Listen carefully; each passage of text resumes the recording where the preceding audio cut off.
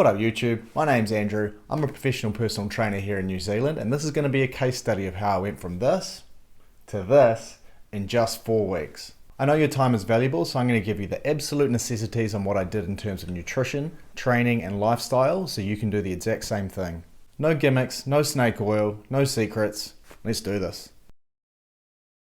Screw your paleo, screw your intermittent fasting, screw your carnivore diet, screw your vegetarianism. People love to become part of a group and become culty about whatever diet structure conforms to their personal biases and experiences. And seriously guys, it's so overcomplicated and unnecessary. It stops people from seeing the only 3 things that matter for fat loss. And they are 1. Being in a calorie deficit, 2. Eating enough protein, and 3. Eating for health.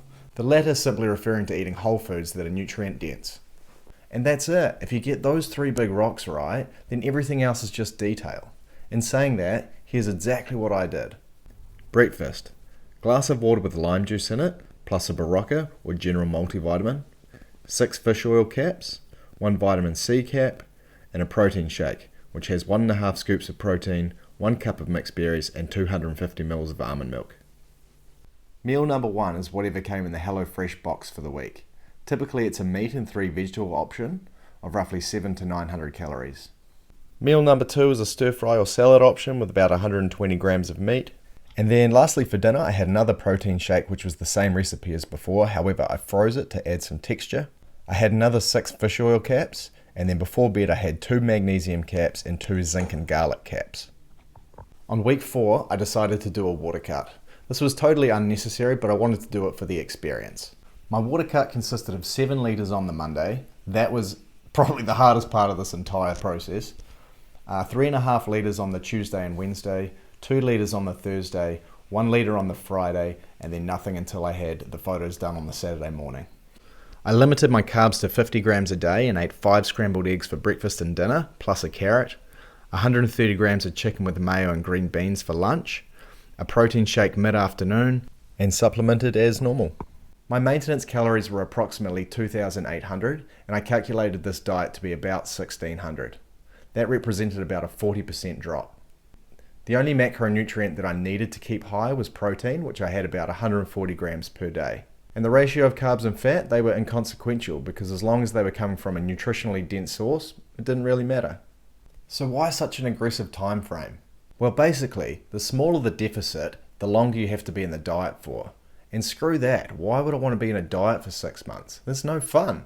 One of the other benefits is there was more room for tracking error. What that means is if I had an extra 150, 200 calories on a particular day, because my deficit was so large, it wouldn't have mattered.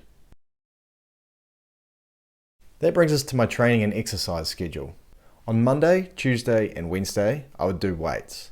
On Thursday, I'd play indoor soccer. On Friday, I'd do weights again.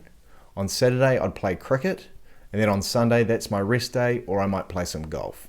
On the weekdays, for the first few weeks, I'd also add 15 to 20 minutes of some low-grade aerobic activity. Something like biking, walking, skateboarding, just to supplement with some extra calorie burn. The main focus of my weights days, whilst in an aggressive deficit, is to preserve muscle mass. So what I'd do would be full body sessions. I'd do 8 to 10 movements, in the rep range of 8 to 15 for maybe 3 to 4 sets per muscle group.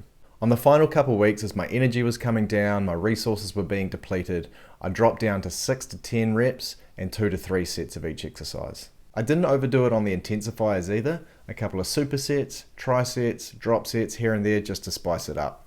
You can get the exact program I used over at abtraining.co.nz.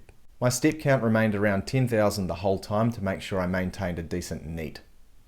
And honestly guys, that's it. No snake oil, it's just consistency and effort. You've got to have a plan. If you want to get a hold of me or a whole heap of my programs, come on over to abtraining.co.nz.